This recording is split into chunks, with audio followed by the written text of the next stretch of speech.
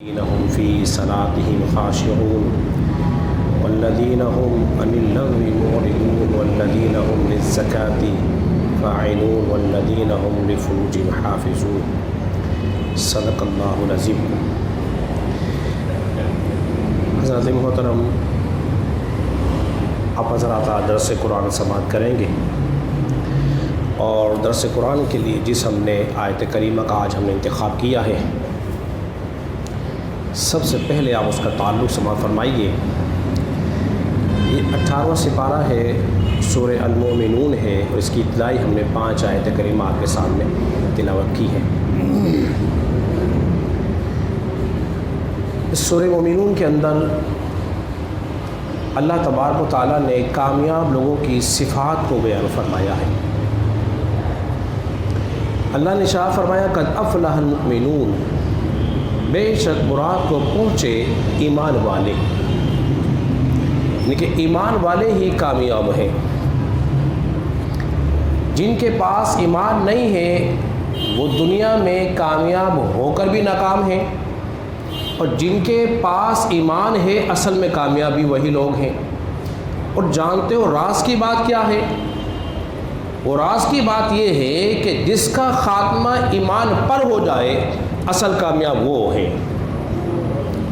اصل کامیاب کیا ہے؟ وہ ہے جس کا خاتمہ ایمان پر ہو جائے، اور خدا نہ خواستہ جس کا خاتمہ ایمان پر نہیں ہوا وہ تو ناکام ہو جائے گا، اس کے سارے اعمال ہی برباد ہو جائیں گے۔ تو لہذا نیک اعمال کے ساتھ ساتھ ایمان بالخیر اور خاتمے کی دعا بھی کرنی چاہیے۔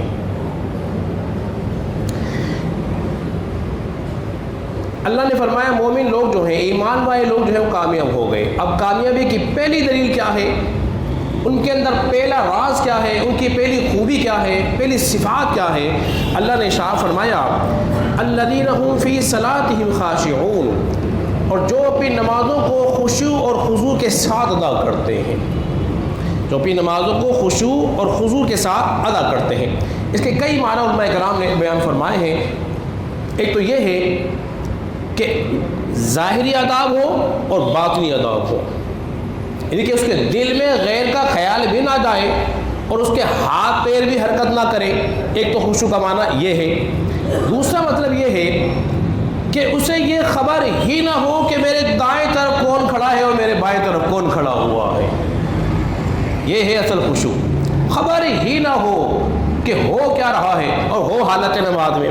اس لیے کہا جاتا ہے نماز ایسے پڑھو گویا کہ جیسے رب کو دیکھ رہے ہو، اور اگر رب کو نہیں دیکھ سکتے تو یہ تو اندازہ کریں رب تو تمہیں دیکھ رہا ہے نا۔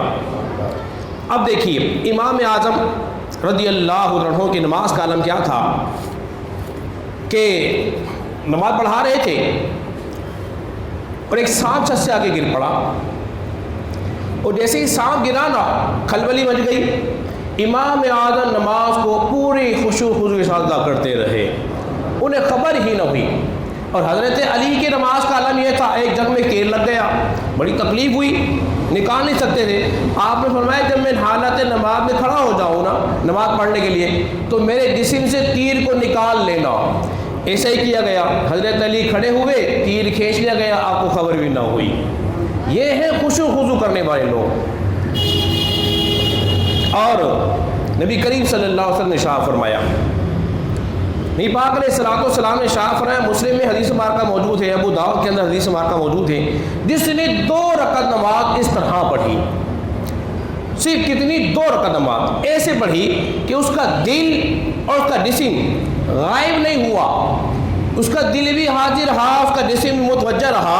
جو کوئی 2 رکعت نماز اس طرح پڑھے گا نا اللہ تبارک و تعالیٰ اس کے لیے جنت کو واجب فرما دیتا ہے، جنت کو واجب ہو رہا ہے۔ یہ تھی پہلی صفات۔ دوسری صفات والذین هم عن اللغو معرضون، وہ جو کامیاب لوگ ہو گئے ہیں ان کی دوسری خوبی یہ ہے کہ وہ لغویات سے بچتے ہیں، بیہودہ باتوں سے بچتے ہیں، بیہودہ کاموں سے بچتے ہیں، ہر قسم کے برے کاموں کو چھوڑ دیتے ہیں۔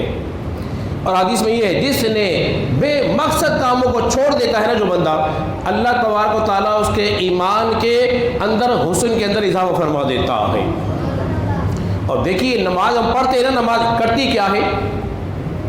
नमाज हम पढ़ते हैं, नमाज करती क्या है? इन्ना सलाता तन्हा अनिल फाहशाई वल मुनकर, बेशक नमाज तो बेहयाई बुरी बातों से रोकती है। रोकती है कि नहीं रोकती है? अल्लाह ने फरमाया है अगर जिसकी नमाज नहीं रोक रही बेहयाई से, बुरी बातों से, तो कसूर नमाज का नहीं है, बंदे का कसूर है। अल्लाह का फरमान हक है और हक है। बस मेरी अकल और तुम्हारी अकल में आए या नहीं आए, अल्लाह ने जो फरमाया बेशक नमाज बेहयाई बुरी बातों से रोकती है, मानना पड़ेगा नमाज का कसूर नहीं है, बंदे का कसूर है कि वो सही तौर पे नमाज को अदा कर ही नहीं पा रहा है। जब कर पाएगा तो इंशाअल्लाह उसकी नमाज से बुरे कामों से बोलिए रोक लेगी। आगे अल्लाह ने फरमाया वल्लज़ीना हुम लिज़्ज़कातिहिम फ़ाइलून, ये तीसरी खूबी बयान हो रही है कामयाब लोगों की, वो लोग जो अपनी ज़कात को अदा करते हैं। अल्लाह ने जिनको माल दिया है उस माल को अल्लाह की राह में खर्च करते हैं, उस माल को अल्लाह की राह में खर्च करते हैं, माल देते हैं। माल भी अल्लाह का दिया हुआ है, उसी की राह में दे रहे हैं, और देते हैं तो अल्लाह ने जानते हो अल्लाह ने क्या फरमाया है, जब तुम मेरी राह में माल खर्च करोगे ना, अल्लाह ने उनको दिए तसल्ली, गारंटी दी है, ज़मानत दी है, वमा अनफक़्तुम मिन शैइन फहुवा युख़लिफ़ु, लोगों घबराओ नहीं, जब तुम मेरी राह में माल खर्च करोगे ना, मैं रब होके तुम्हें और दूंगा। ये किसकी गारंटी है? अल्लाह की है, ये ज़मानत अल्लाह दे रहा है। अगर तुमने माल मेरी राह में खर्च किया मैं तुम्हें और दूंगा। मालूम ये हुआ अल्लाह की राह में माल खर्च करने से माल कम नहीं होता बल्कि बढ़ता है। चौथी सिफात वल्लज़ीना हुम लिफ़ुरूजिहिम हाफ़िज़ून, और वो लोग जो अपनी शर्मगाहों की हिफाजत करते हैं, जो अपनी शर्मगाहों की हिफाजत करते हैं, ये चौथी सिफात है। अगर इंसान को कामयाब होना है, अल्लाह ने बयान फरमाया है, शर्मगाहों की बात करते हैं, मेरे करीम आका ने इरशाद फरमाया तो मुझे दो चीज़ों की गारंटी दो, तो मुझे दो चीज़ों की ज़मानत दो, मैं अल्लाह का रसूल होकर तुम्हें जन्नत की ज़मानत देता हूँ। क्या है? एक ज़बान है और दो टांगों के दरमियान शर्मगाह है। तुम इसकी हिफाजत कर लो, अल्लाह इसके बदले तुम्हें जन्नत अता फरमाएगा। पांचवी सिफात इल्ला अला अज़वाजिहिम औ मा मलकत अयमानुहुम फ़इन्नहुम गैरु मलूमीन, मगर अपनी बीवियों या शरीबादियों पर जो उनके हाथ के मिल्क हैं उन पे कोई मलावत नहीं है। अगर वो अपनी ख्वाहिशात नफ्सानी को पूरा करना चाहते हैं तो बीवियाँ मौजूद हैं, अल्लाह ने उन्हें बीवी दी है, या वो बांदियाँ जो उनके पास आ गई है तो उनसे अपनी ख्वाहिश पूरी बोलिए कर सकता है।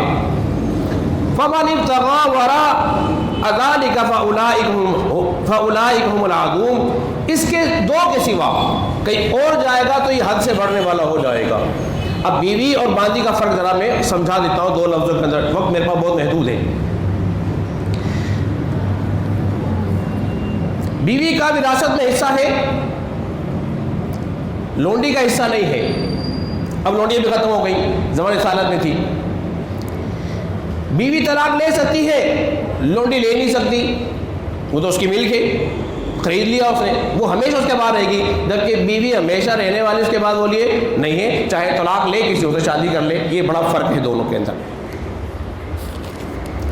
अगली बात जो बयान हुई वल्लज़ीना हुम ली अमानातिहिम अहदिहिम राऊन, और वो लोग जो अपनी अमानतों का और अहद को पूरा करते हैं, ये इनकी छठी खूबी बयान हो रही है। अगर तुमने अमानत रखवाई उनके पास, उस अमानत में खयानत नहीं करते, जब वादा कर लिया तो वादे को पूरा करते हैं। मेरे करीम आका ने इरशाद फरमाया मुनाफिक की 3 अलामतें हैं, जब बात करेगा तो झूठ बोलेगा, अमानत रखवाई जाए खयानत करेगा, वादा किया वादा खिलाफी करेगा। अब जरा देखो ये 3 अलामतें कहीं हमारे अंदर तो नहीं है, अगर हमारे अंदर है तो हमें फिर अपनी इस्लाह की ज़रूरत है कि ऐसा नहीं है? नहीं, पाक अलैहिस्सलाम फरमाया जिसने मुझे 6 चीज़ों की ज़मानत दे दी ना, मैं नबी उसको जन्नत की ज़मानत देता हूँ। उन्हीं में से अपनी नज़रों की हिफाजत करना भी है, वादे का पूरा करना भी है। आगे चलते हैं वल्लज़ीना हुम अला सलातिहिम युहाफ़िज़ून, और जो अपनी नमाज़ों की हिफाजत करते हैं, शर्मगाह की बात के बाद नमाज की हिफाजत, शर्मगाह की बात के बाद नमाज की हिफाजत। अल्लाह नमाज की बात कैसे करें? नमाज को वक्त पे अदा करना है, उसके ज़ाहिरी बातिनी जो तकाज़े हैं, उनके अदब जो हैं, उसकी सुन्नतें हैं, उसके फ़र्ज़ हैं, उसके वाजिबात हैं, उसके जो ज़ाहिरी आदाब हैं, उनके साथ सही तरीके से अदा करना है, ये नमाज की हिफाजत करना है।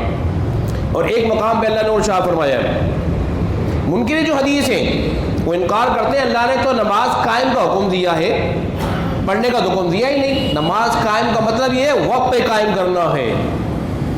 इन्न सलाता कानत अलल मुमिनीन किताबन मौकूता, बेशक अल्लाह ने नमाज को अपने मुकर्रर वक्त पर फ़र्ज़ किया है। अल्लज़ीना हुम अला सलातिहिम दाइमून, सूरह मारिज के अंदर मौजूद है, वो सूरह निसा थी, जो अपनी नमाजों को हमेशा पाबंदी के साथ अदा करते हैं। तो नमाज कभी कभार नहीं है, कभी जुम्मे की पढ़ ली तो पढ़ ली, कभी इतवार की पढ़ ली तो पढ़ ली। नमाज हमेशा पढ़नी है, हमेशा पढ़नी है और अपने वक्त पे अदा करना है, हमेशा पढ़नी है और वक्त पे अदा करना है।